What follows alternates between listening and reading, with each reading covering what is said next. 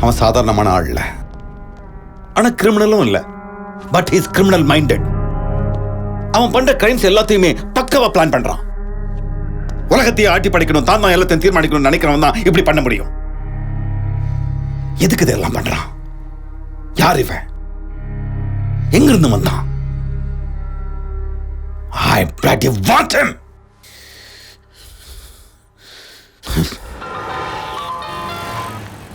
Hello, எங்க இருக்க? உனக்கு எதுக்கு? நான் டாக்ஸிக்காக வெயிட் பண்றேன். அப்ப நான் கொடுத்த காரை யூஸ் பண்ணல. அது ஆயிஷா யூஸ் பண்றா. சரி, என் ரெக்யர்மெண்ட் சொல்றேன், நல்லா கேளு. உன்னை உடனே பார்க்கணும் போல இருக்கு, உன் கூட சண்டை போடணும் போல இருக்கு. நீ டக்குன்னு கிளம்பி வா, வந்து பார்த்துட்டு நல்லா திட்டிட்டு போ.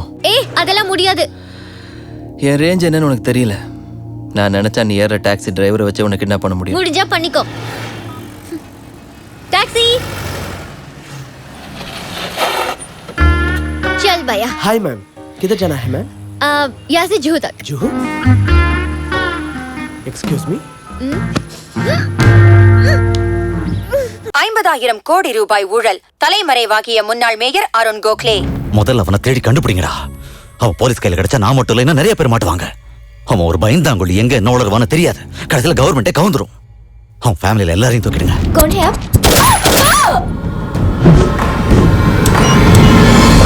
No, try to be strict with them. Hello. Sir, this is Surya. क्या சூர்யா பாய், நீங்களா ஃபோன் பண்ணிருக்கீங்க? என்ன அப்படி கூப்பிடாதீங்க சார், உங்க முன்னாடி நான். ஹே ஷட் அப், நடிக்காத. இப்போ என்ன, எங்க டிபார்ட்மெண்ட்டும் 2% கட்டணுமா? சார், 50,000 கோடியை விட்டுட்டு என்ன கலாய்க்கிறீங்களா சார்? இந்த ஸ்கேம்ல இருக்க எல்லாரையும் வெளியே கொண்டு வரீங்கன்னா அருண் கோகலேவை உங்ககிட்ட ஒப்படைக்கிறேன். அருண் கோகலே எங்க கிட்டே அவன் மாட்டல, உனக்கு எப்படி கிடைச்சான்? பொந்துல இருக்கிற எலிக்கு தான் சார் இன்னொரு எலி எங்க இருக்குன்னு தெரியும். அந்த எலியை இப்ப வர்சாவா போலீஸ் ஸ்டேஷன் முன்னாடி விட்டுறேன். ஒன்றும் பயப்படாதீங்க சார், வாங்க.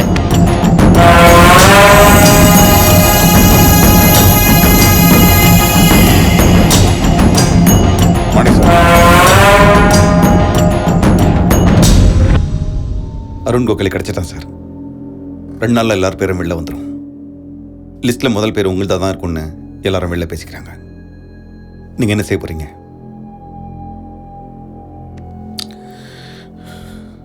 அருண் கோகலேவை பிடிச்சு கொடுத்தது சூர்யா தான்.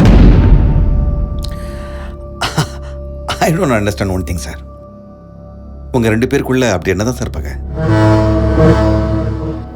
அவன் யாருன்னு எனக்கு தெரியாது. இது வரைக்கும் நான் அவனை பார்த்தது கூட இல்லை. உங்களுக்கு தெரியும் sir. You know him. He was born in Chicago. He's an American citizen.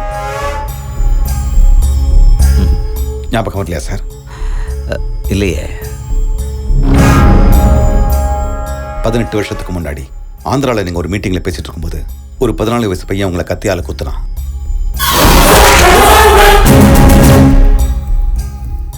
மறந்து போயிட்டீங்களா?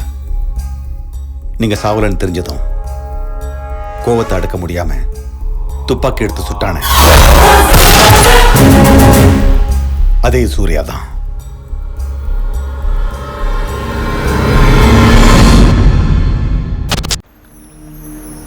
அவன் சாதாரண ஆள் கிடையாது. அவசரப்பட்டு விட்டுடாத. எனக்கு அவன் மேல நம்பிக்கை இருக்கு. என்னைக்காவது ஒரு நாள் மும்பையை விலைக்கு வாங்கிடுவான் பாரு. அவன்கிட்ட எல்லாம் இருக்குன்னு நீ எதிர்பார்த்த. ஒன்னும் இல்லைனாலும் பரவாயில்லன்னு நான் லவ் பண்ண. ஆனா அவன் ஏமாத்திட்டான். No, he's in love with you. ஒரு நல்ல ரிலேஷனை நீயா கெடுத்துக்காத. அவன் இருக்கிற பிஸில இரிட்டேட் ஆகி உன்னை விட்டாலும் விட்டுருவான். Listen to me. அவன் வைக்கிற ஒவ்வொரு ஸ்டெப்பையும் நல்லா திங்க் பண்ணி தான் வைக்கிறான். You wait and watch. He's going to be big someday.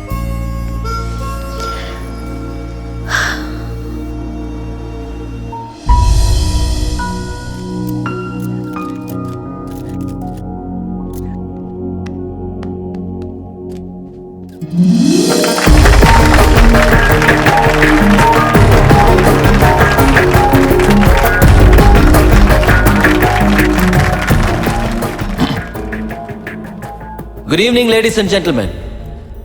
It's a great honor for me to be here today at the opening ceremony of a business bank. Let me first extend a warm welcome to all of you. Thank you so much for being here.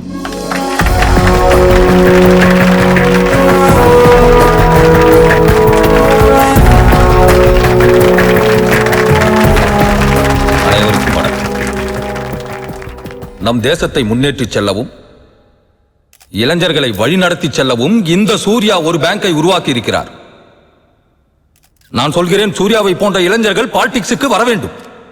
அப்பொழுதே நமது தேசம் முன்னேறும், India மிகப்பெரிய வல்லரசாகும் என்பதை நான் நம்புகிறேன். ஒரு காலத்துல பேங்கை கொள்ளடிச்சவன் இன்னைக்கு ஒரு பேங்கை திறக்கிறான். அந்த விழாவுக்கு நான் சீஃப் கெஸ்ட். பிளாக் மணியை ஒயிட் ஆக்கிறதுக்கு தானே இது? ஆமாம் சார், இந்தியாவோட ஸ்விஸ் பேங்க் சார் இது. ஒயிட் மணியோட பிளாக் மணியையும் பதுக்கிக்கலாம். நிறைய பேருக்கு பணத்தை எங்கே பதுக்கிறதுன்னு தெரியல சார், அதுக்கு தான் இந்த பேங்க். அது மட்டும் இல்ல மிஸ்டர் சூர்யா இன்னைக்கு மும்பை போலீஸ் அசோசியேஷனுக்கு 50 லட்சம் ஃபண்ட் கொடுக்கிறது மிகவும் பெருமையான விஷயம். மும்பை மேயரா ஃபென்டாஸ்டிக். கொள்ளடிச்ச பணத்தை எங்க டிபார்ட்மெண்ட்டுக்கே தானமாக கொடுக்குறீங்க. உங்களுது என்னதெல்லாம் இல்லை சார். இந்தியாவில் பணம் இருக்கு, எவனுக்கு திறமை இருக்கோ அவன் எடுத்துக்கிறான். நல்லதுக்கு இது காலம் இல்லை சார். நல்லவங்களை கடவுள் சீக்கிரம் கூட்டிட்டு போயிடுவார்னு சொல்லுவாங்க. கூட்டிட்டு போறதெல்லாம் இல்லை, இங்க இருக்கிற கெட்டவனுங்களாம் சேர்ந்து அவங்கள மேலே அனுப்பிடுறாங்க.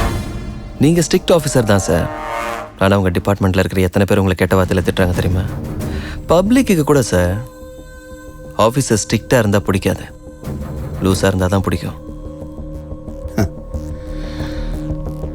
To be frank with you Surya, நீ எனக்கு பக்கத்தில் இருக்கும்போதெல்லாம் என் கோவம்லாம் தெரிஞ்சிருது. சில நேரத்தில் யோசிச்சு பார்ப்பேன், ஒன்று மாதிரி ஒரு ஆள் என் டிபார்ட்மெண்ட்டில் இல்லையேன்னு. உனக்குள்ள இருக்கிற வெறி வேற எவங்கிட்டையும் பார்க்கல. But you are on the wrong track. No sir, I am in the right track. Sir, நீங்கள் அப்சர்வ் பண்ணீங்களோ இல்லையோ, லாஸ்ட் 3 மந்த்ஸாக இந்தியாவில் மர்டர்ஸ் குறைஞ்சி போச்சு, கிட்னாப்பும் குறைஞ்சி போச்சு, க்ரைம் ரேட் மொத்தமாக விழுந்துருச்சு சார். வேணும்னா ரெக்கார்ட்ஸ் செக் பண்ணி பாருங்கள் சார். பசி எடுத்தால் தான் எவனாக இருந்தாலும் தப்பு பண்ணுவான். கிரிமினல்ஸ்க்கெல்லாம் சேலரி கொடுத்து நான் வளர்த்துக்கிட்டு இருக்கேன். உங்கள் டிபார்ட்மெண்ட்டில் கூட எல்லாருக்கும் சேலரி ஏற்ற சொல்லுங்கள். யாருக்கும் பத்தலை, உங்கள் சேலரி உங்களுக்கு பத்துதா சார்? நாட்டுக்காக உண்மையா உழைக்கிற போலீஸ்க்கு சம்பளம் பத்தல, நாட்டை கொள்ளையடிக்கிற என்ன மாதிரி ஆளுங்க கிட்ட கோடிக்கணக்கில் பணம் இருக்கு. கொஞ்சம் கோஆபரேட் பண்ணுங்க சார், இருக்கிறவங்க கிட்ட அடிச்சு இல்லாதவங்களுக்கு கொடுத்தலாம். But one thing sir, I am not interested in money, I am interested in power.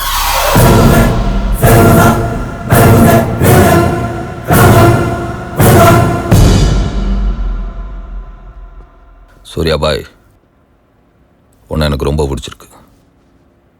நீ எங்கள் லாலுவை சப்போர்ட் பண்ணதுக்கு ரொம்ப ரொம்ப சந்தோஷமாக இருக்கு. நீ டெல்லிக்கு எப்போ வந்தாலும் என்னை வந்து பாரு.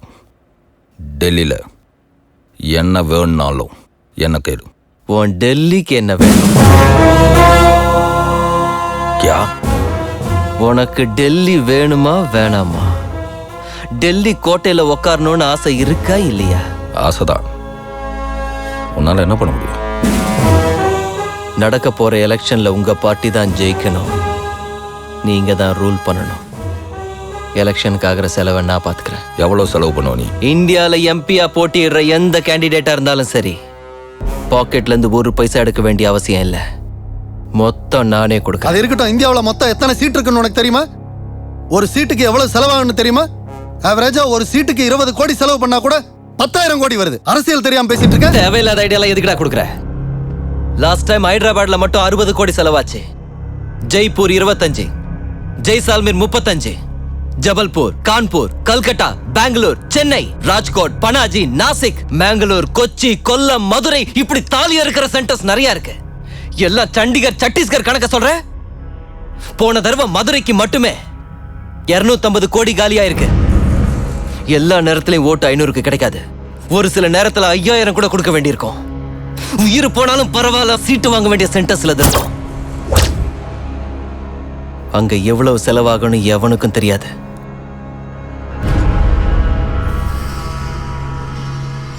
சார், கட்சி சார்பா நீங்க எவ்வளவு கொடுப்பீங்க சார்? அவங்க சொந்த பணத்தை எவ்வளவு செலவு பண்றாங்க தெரியுமா சார்? எலெக்ஷனுக்கு 2 வருஷத்துக்கு முன்னாடி அவங்க கட்சியை வளர்க்கறதுக்கு அவன் வீடு வாசல்லாம் வித்துட்டு இருக்கான் சார். லாஸ்ட் டைம் எலெக்ஷனுக்கு 25,000 கோடி செலவாயிருக்கு. விலைவாசி எல்லாம் ஏறி இருக்கிறதுனால இன்னொரு 10 எக்ஸ்ட்ரா போட்டுக்கோ. இந்த தடவை எலெக்ஷனுக்கு 35,000 கோடி ஆகும். மொத்த பணத்தை நானே தரேன்.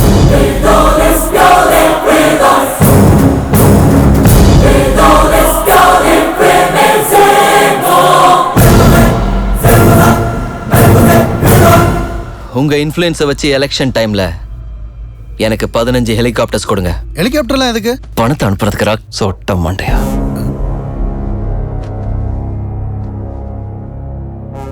உங்க ஹை கமாண்ட் கிட்ட பேசுங்க. உங்க சாருக்கு இந்த சூர்யாவை பத்தி சொல்லுங்க. சார், எனக்கு டெல்லியில இருந்து எதுவும் வேணாம் சார். நானே உங்களுக்கு டெல்லியை கொடுக்குறேன்.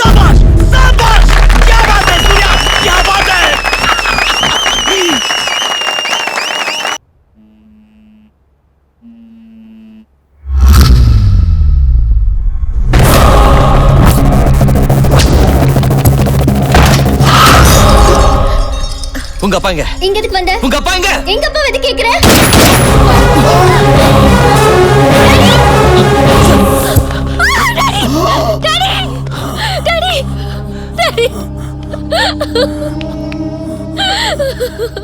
ஜெயதேவ், ஜெயதேவ விட்டுறாத.